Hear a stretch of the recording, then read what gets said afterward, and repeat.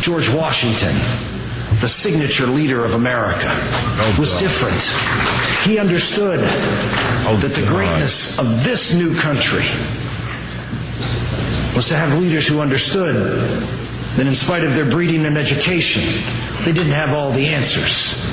That they could trust the people, that ragtag group of people who stepped forward to volunteer. And glorifying the early settlers who killed the Indians. Freedom in this land.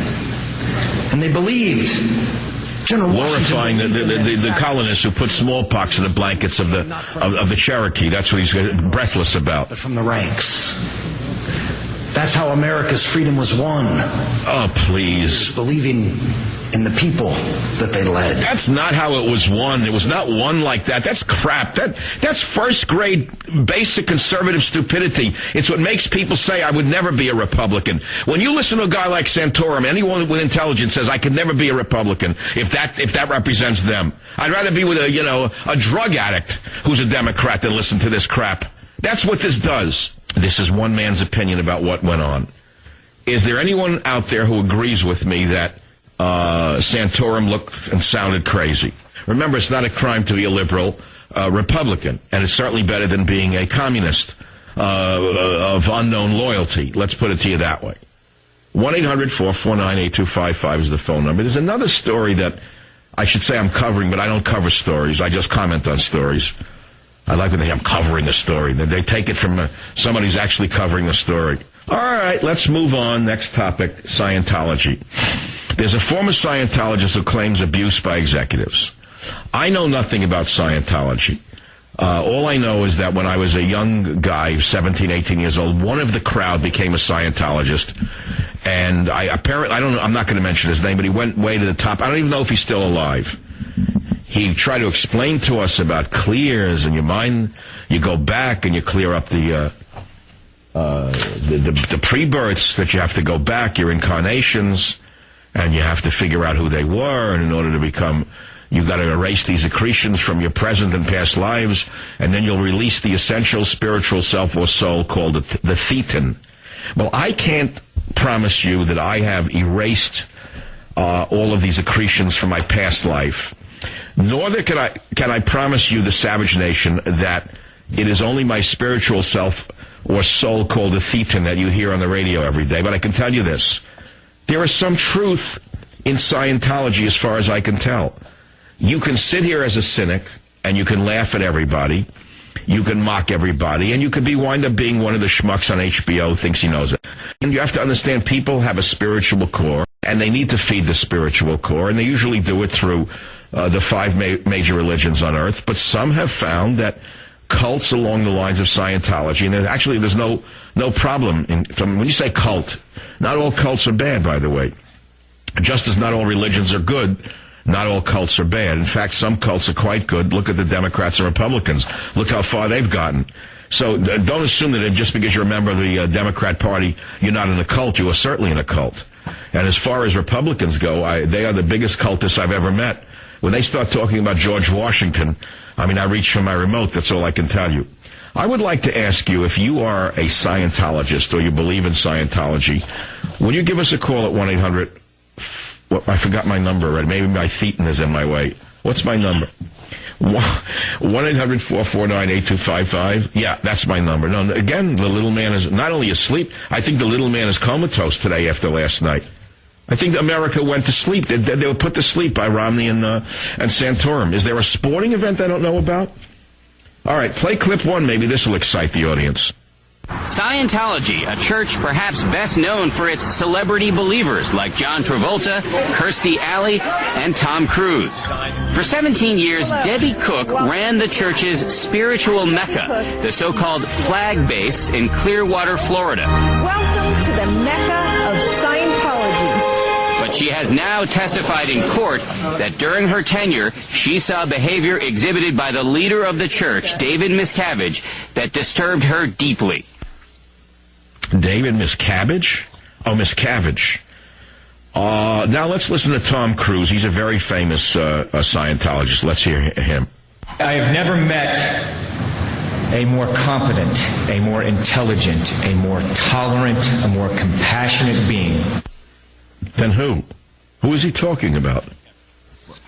Cabbage? Miss Cabbage? Oh, David Miscavige, the man accused of conducting himself in an evil manner.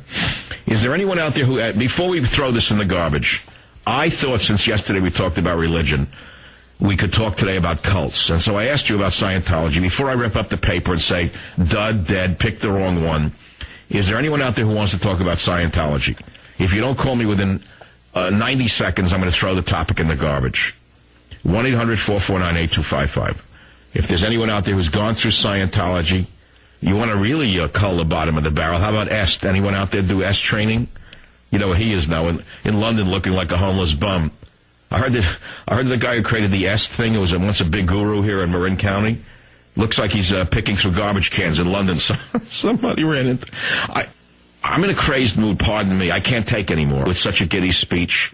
If I could listen to Rick Santorum, and by the way, Rick Santorum, is it Rick or Rich? Whatever. Rick Santorum went into a strange voice, by the way, while talking about George Washington and the Founding Fathers. He went into almost a Reverend Wright. And I went and I found did you catch that? He was breathless in his discussion of George Washington, like he personally knew the man, met the man, went to the same bootmaker. There was something crazy about it.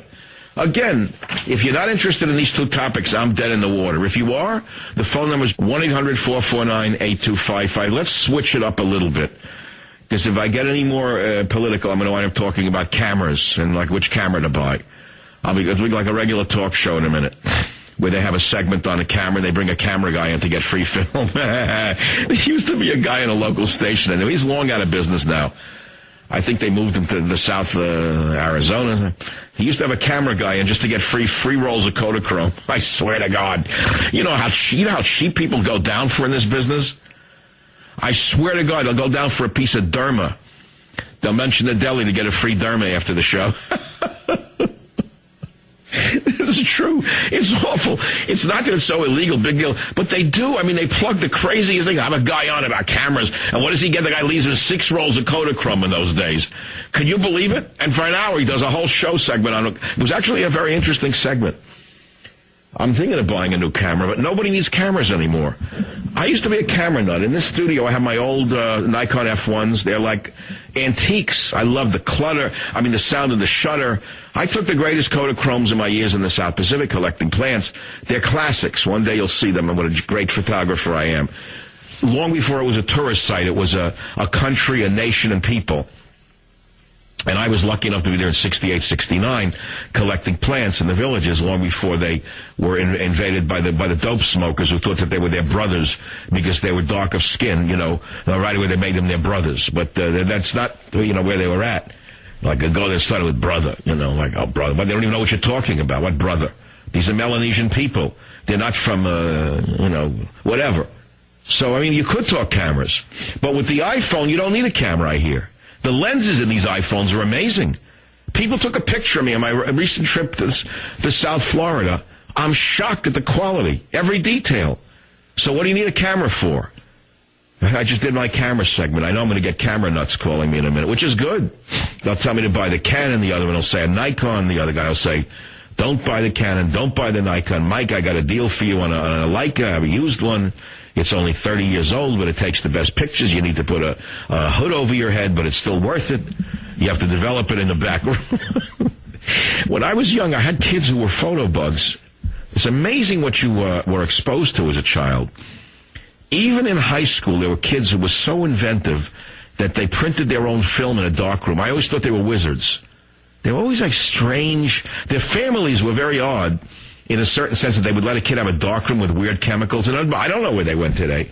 It always smelled odd. I was afraid to go in the room with the kid. I thought it was a cult of some kind, and they were going to trap me for the rest of my life if I go in the door. He said, you want to see my pictures? I figured, he's a kid from the neighborhood. And you go in the darkroom, but there was always a slight undertone that any minute a crazy uncle could come and slam like a wooden bar on the door, and you'd be trapped there for the rest of your life and be turned into a sex slave. Then there was a kid who was so good with tools. I'll never forget it. I was so envious, not jealous. He built a boat in his basement. Marty, how are you going to get it out of the basement when you finish? Because there were no doors leading anywhere. Savage.